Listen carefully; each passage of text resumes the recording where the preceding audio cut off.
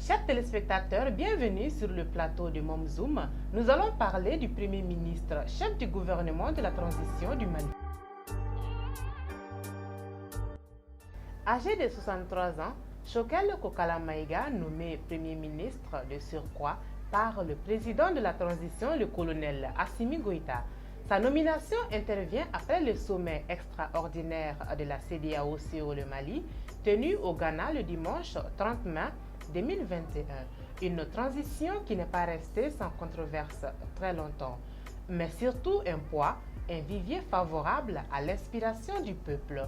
Pragmatique, méthodique, discret, mais surtout un Malien félin fin politique et stratège qui n'a pas ménagé ses efforts pour tendre la main à toute personne prête à apporter sa contribution à l'avancée du pays.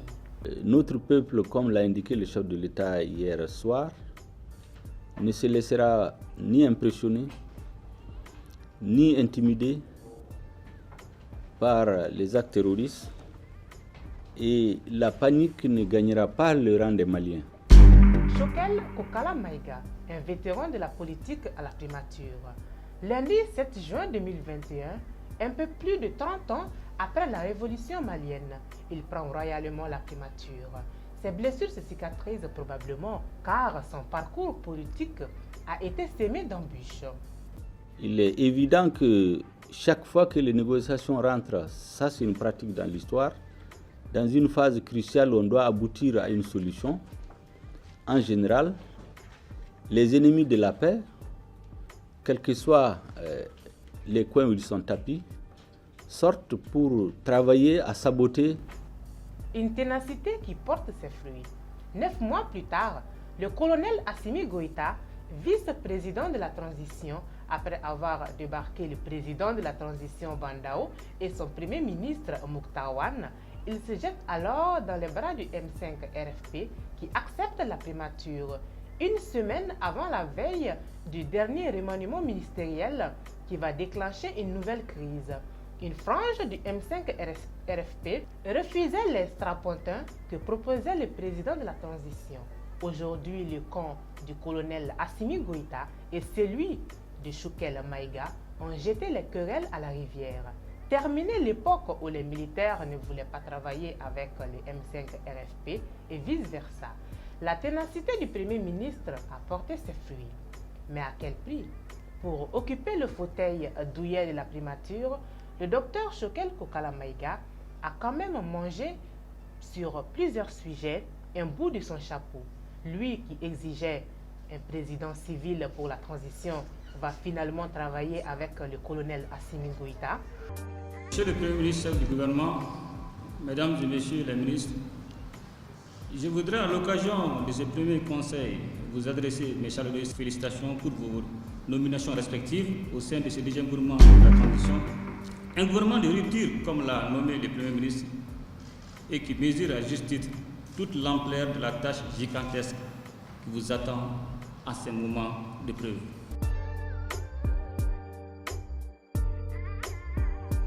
Et pour bien montrer que cela ne le gêne aucunement, il s'est déjà fait son porte-parole le 4 juin 2021 lors des rassemblements du M5 RFP, alors qu'il n'était pas encore officiellement nommé Premier ministre.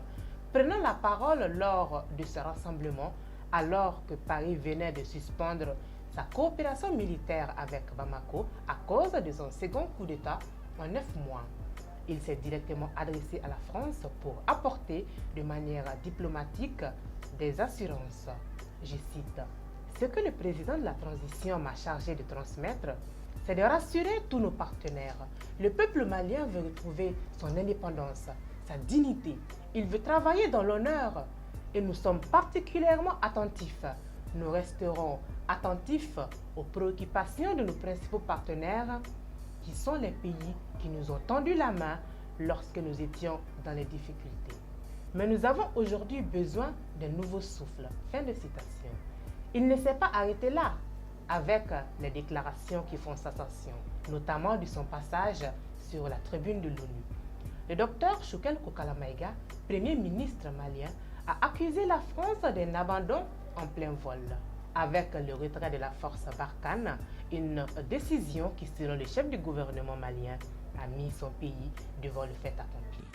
Aussi, la nouvelle situation née de la fin de Barkhane, plaçant le Mali devant le fait accompli et l'exposant à une espèce d'abandon en plein vol, nous conduit à explorer les voies et moyens pour mieux assurer la sécurité de manière autonome avec d'autres partenaires, de manière à combler le vide que ne manquera pas de créer la fermeture de certaines emprises de Barkhane dans le nord du Mali.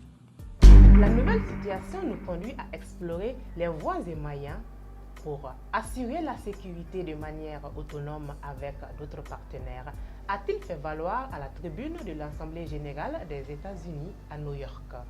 Homme de dialogue et d'ouverture, celui qui fut un brillantisme étudiant a également mangé son chapeau sur ce qui est un peu le Graal de son parcours politique. L'accord de paix d'Alger, signé entre les ex-rebelles du Nord et le gouvernement, il a toujours estimé que c'est un accord qui conduirait inévitablement à la partition du Mali. Un adepte des nationalismes ombrageux, il est néanmoins aujourd'hui prêt à appliquer l'accord. D'ailleurs, pour convaincre les plus sceptiques, il a reçu, avant même son entrée à la fonction, une délégation des ex-rebelles.